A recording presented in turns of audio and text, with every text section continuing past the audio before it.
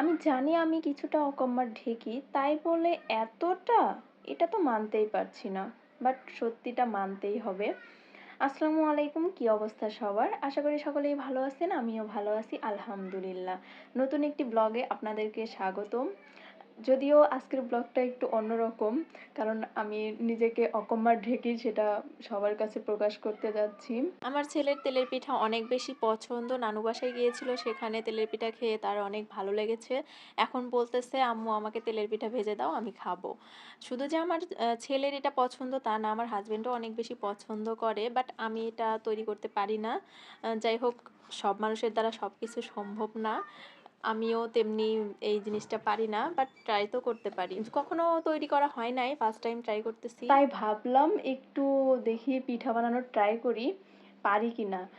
এতটা বাজে হবে এটা আমি কল্পনাও করিনি। আমি জানি আমি পারি না, বাট তাই বলে এরকম হবে এটা তো আমি কল্পনাও করতে পারিনি। আমি ভেবেছিলাম পুরোপুরি না হোক, কিছুটা হবে, বাট এইরকম হবে এটা আমার ধারণারও বাইরে।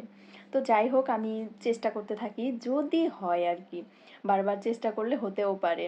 কবি বলেছে একবার না পারিলে দেখো শতবার। আমি চেষ্টা করলে তো সমস্যা নাই, যদি পারি আর কি, চেষ্টা করতে থাকি।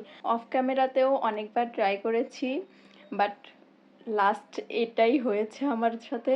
মানে নরম তুলতুলে কি বলবো, নরম তুলতুলে তেলের পিঠার জায়গায় আমার শক্ত একদম মুড়মুড়ে তেলের পিঠা হয়ে গেছে। এগুলো এগুলো কি বলে? তেলের পিঠা বললে ভুল হবে। এই পিঠার নাম কি দেওয়া যায় আপনারাই বলেন। আমি এটার নাম কি বলবো? যাই হোক, মুসমুসে কিছু একটা মিষ্টি মিষ্টি খাবার হয়ে গেছে। যাই হোক, আবারও আমি চেষ্টা করব, দেখি লাস্ট অবধি কি হয়, আমি একটু হলেও পারি কি না। দেখা যাক, যদি হয় আর কি। চেষ্টা করতে তো সমস্যা নাই। গাইস, আমি অনেকবার ট্রাই করেছি, আমার ধৈর্যের বাঁধ এখন ভেঙে যাচ্ছে।